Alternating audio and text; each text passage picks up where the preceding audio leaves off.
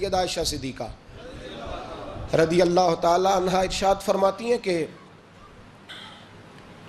شعبان کی 15ویں رات تھی، یعنی شب برات کی رات۔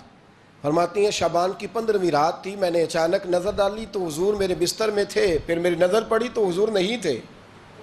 میرے دل میں گمان آیا، خیال آیا کہ شاید کسی اور زوجہ کی طرف حضور کا میلان تباہ ہو گیا ہو، وہاں تشریف لے گئے ہوں۔ فرماتی میں اٹھی باہر گئی تو نبی کریم علیہ السلام جنت البقیع میں تھے، قریب ایک جگہ پہ حضور دعائیں مانگ رہے تھے۔ فرماتے میں گیا تو حضور فرمانے لگے، ابو بکر کی بیٹی تو نے کیا گمان کیا کہ اللہ کا رسول تیری حق تلفی کرے گا؟ عرض کی حضور آپ مالک ہیں، کہیں اور جانا چاہیں تو میری طرف سے پابندی نہیں۔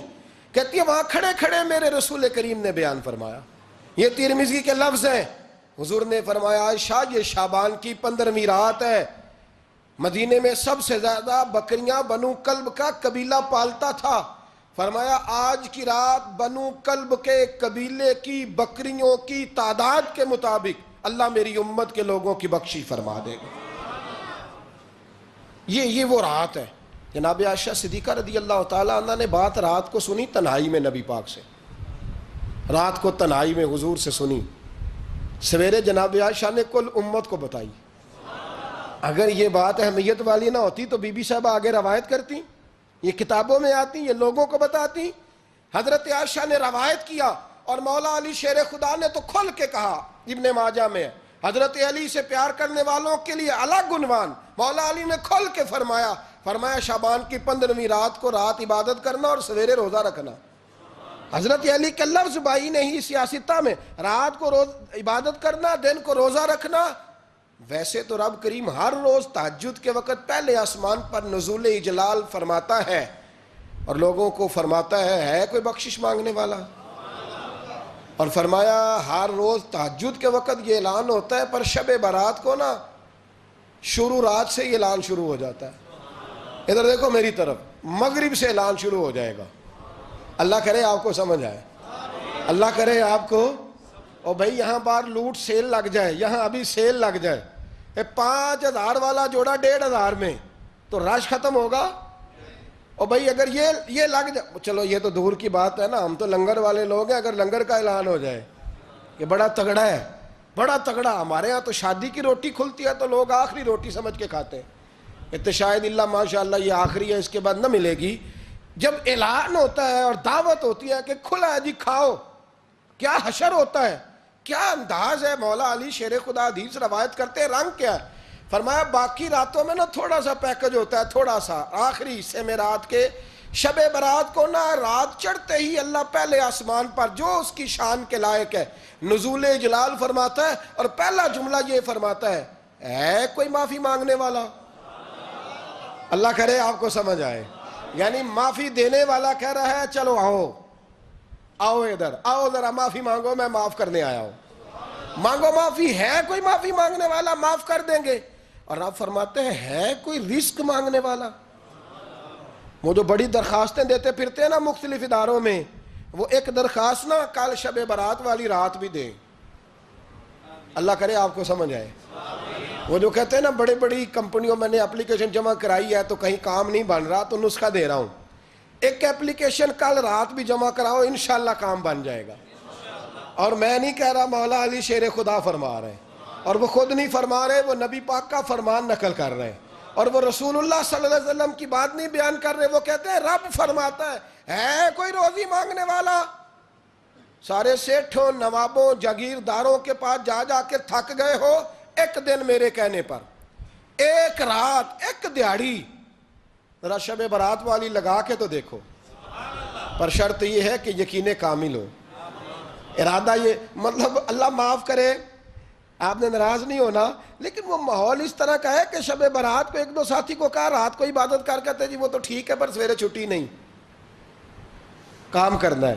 یعنی رب کہہ رہا ہے کہ تو آ جا شب برات کی رات، جو مانگے گا وہ تجھے، لیکن یہ ادھر نہیں توجہ کر رہا، یہ کہتا ہے سویرے 10 بجے دکان نہ کھلی تو مشکل ہو جائے گی، دفتر نہ گیا تو حالات آپ دیکھیں ذرا۔ اب جب یقین اس طرح کا ہو تو پھر تو بھائی ساری زندگی اداروں میں درخواستیں دینی ہیں، پھر آپ جیسا آپ کا مزاج ہوگا۔ اللہ تعالیٰ تو بندے کے گمان کے قریب ہے، تو میرے رسول پاک علیہ السلام نے ہمیں یہ میسج دیا، پیغام دیا، فرمایا اس رات جو اولاد مانگے گا رب اسے بھی عطا فرمائے گا، اس رات جو اللہ سے بخشش مانگے گا اللہ اسے بھی دے گا، اس رات جو رب کریم سے عزت مانگے گا اللہ اسے بھی عطا کرے گا۔ شارحین نے لکھا اس رات جو رب سے پردہ پوشی مانگے گا اللہ اسے پردہ پوشی بھی عطا کرے گا، جو جنت کا سوالی ہوگا رب اپنے فضل سے عطا فرمائے گا۔ کوشش فرمائیں، کوشش فرمائیں۔ 10 محرم کو ہمارے ہاں لوگ جاتے ہیں قبرستان، وہ کسی حدیث سے ثابت نہیں، میں منع نہیں کر رہا، جائیں 9 محرم کو جائیں، 10 کو جائیں، 11 کو جائیں، 8 کو جائیں، سفر میں جائیں، ربیع الاول میں جائیں، قبرستان میں جب بھی جائیں منع نہیں ہے، لیکن شب برات والی رات تو خود رسول کریم گئے ہیں نا قبرستان۔ اب جو بات میں نے سمجھانی ہے اس کو سمجھیں، نبی پاک کی والدہ کا مزار نہیں ہے وہاں جنت البقیع میں، حضور کے کو بھائی بہن، حضور کیا کرنے گئے؟ امت کی بخشش کے لیے گئے۔ شب برات کی رات لالچی نہ بنے کہ صرف میں نے اپنے لیے روزی مانگنی ہے، کل امت کے لیے مانگے، رب کریم سے مانگے، اپنے بھائی کے لیے مانگے، اپنی بہن کے لیے مانگے، اپنے بیٹے کے لیے مانگے، اپنی بیٹی کے لیے مانگے، اللہ کریم سے۔ یہ مانگنے کی رات ہے۔ پچھلی راتی رحمت رب دی کرے بلند آوازہ، بخشش منگن واریاں کارن کھلا جے دروازہ، آئیں اللہ کی بارگاہ میں اس رات کو کھل کے دعا مانگیں۔ قبرستانوں میں نہ کچھ قبریں ایسی ہیں کہ جو بتاتی ہیں کہ سالوں بیت گئے ہیں کوئی آیا نہیں، کچھ قبریں بتاتی ہیں، اور کچھ بڑے قبرستان بڑے شہروں میں ایسے بھی ہیں کہ جن کا گورکن کہتا ہے کہ مجھے کمیٹی نے کہہ دیا ہے جہاں 4-5 سال کوئی نہ آئے وہاں نئی قبر بنا دیا کرو، وہاں نئی قبر بن جاتی ہے معاذ اللہ۔ او بھائی کچھ ہیں ایسے، کچھ ہیں، یہ جائیں نا اکبر بادشاہ یہاں لیٹا ہے لاہور میں، تو شعر لکھا ہوا ہے، بر مزارے ماں غریباں نے گلے پروانہ سوزز نے صدائے بلبلے۔ فارسی کا مقولہ لکھا ہے اس کی قبر پہ، کہتا ہے میں وہ غریب ہوں، اعلیٰ بادشاہ ہے مقبرے میں لیٹا ہے، کہتا ہے میں وہ غریب ہوں کہ نہ یہاں کوئی پروانہ آتا ہے نہ بلبل آ کے گیت گاتی ہے، کوئی آتا ہی نہیں، کوئی فاتحہ نہیں پڑھتا، کوئی فاتحہ نہیں پڑھتا۔ او بھائی کئی قبریں ایسی ہیں جن پہ سالوں بیت گئے کوئی لوٹا نہیں۔ اور مشکات میں حدیث ہے، میرے نبی کریم علیہ السلام نے فرمایا جو قبر میں ہوتا ہے وہ تو اس آدمی کی طرح ہے جو دریا میں ڈوب رہا ہے اور وہ انتظار کر رہا ہے کہ میرا بیٹا میرے لیے دعا مانگے، میری بیٹی دعا مانگے، پر بیٹے کو تو 27 سال ہو گئے، ملک سے باہر ہے، کاغذ بنے گے تو ابے کی قبر پہ آئے گا نا، اس کے تو کاغذات ہی نہیں مکمل ہو رہے، وہ بیٹے کو تو مشکل ہے بڑی، وہ تو کاغذات نہیں بن رہے، وہ تو دولت کا مطالبہ پورا ہوگا تو جب ہی وہ کام ہوگا نا۔ انتظار ہو رہا ہے قبروں میں میرا بیٹا دعا کرے، میرا بھائی دعا کرے، اور اگر بچہ دفن ہے تو وہ کہتا ہے میری ماں دعا کرے، میرا باپ دعا کرے۔ کوشش کریں شب برات بعد از مغرب یہ رواج پیدا کریں، یہ رسول اللہ کا طریقہ ہے صلی اللہ علیہ وسلم۔ قبرستان میں جائیں اور جا کر کے وہاں اللہ تبارک و تعالیٰ سے دعا مانگیں کہ یا اللہ جو اس قبرستان میں لیٹے ہیں وہ بھی، اور جو آج تک کلمہ پڑھنے والے دنیا سے گئے وہ بھی، اور جو قیامت تک جائیں گے وہ بھی، اے اللہ تو سب کی بخشش فرما دے۔ اللہ کی رحمت کو محدود نہ کریں کہ صرف مجھے بخش دے، اسے کہیں یا اللہ کل کی بخشش فرما۔ ساری امت کے لیے دعا کریں، شب برات کی رات نفل پڑھیں۔ ہمارے ہاں محفل ہوتی ہے ہر سال الحمدللہ، بڑے شوق سے بڑا خوبصورت ہم اہتمام کرتے ہیں، لیکن میں اکثر دوستوں سے کہا کرتا ہوں کہ جن کو اکیلے میں نفل پڑھنے میں مزہ آئے وہ اکیلے میں پڑھیں۔ کتنی کھلی بات کر رہا ہوں، میں پابند نہیں کر رہا کہ آپ یہاں آئیں گے محفل میں آئیں گے ضروری ہے، بھئی آپ کو اکیلے میں مزہ آتا ہے نا، کچھ لوگ تنہائی میں ہو تو دل زیادہ لگتا ہے، وہ تنہائی میں کریں اللہ اللہ کوئی حرج نہیں، لیکن کچھ ایسے ہیں کہ نعت سنتے ہیں تو دل نرم ہوتا ہے، تقریر سنتے ہیں تو دل نرم ہوتا ہے، تو جن کا اس طرح نرم ہوتا ہے وہ مسجد میں آئے بات سنیں۔ کچھ کو سب کے بیچ بیٹھ کے رونا آتا ہے۔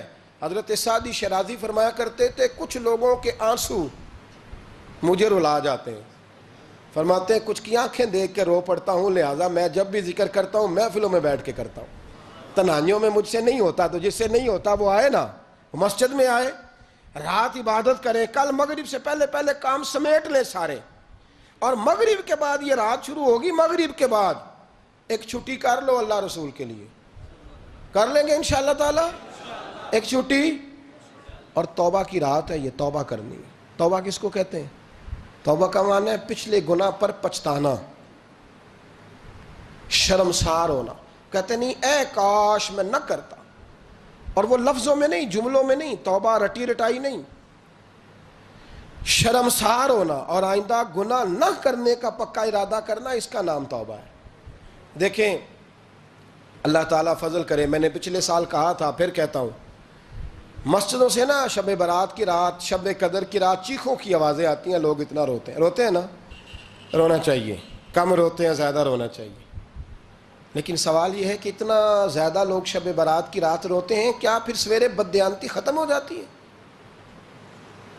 جو رات مسجد میں کھل کے رو کے آیا ہے اس کا پروگرام ہے نا کہ اب ملاوٹ کبھی نہیں کرے گا، اب گاہکوں سے جھوٹ کبھی نہیں بولے گا، اب وہ بددیانتی کا معاملہ کبھی نہیں کرے گا. لیکن رات روتا بھی رہے اور سویرے پروگرام یہ ہو کہ میں نے پھر لوگوں کو فریب دینا ہے، داؤ لگانا ہے، تو اس نے توبہ کیا رات کے، یہاں بس یہ ایکٹنگ کر کے لوٹ آیا ہے.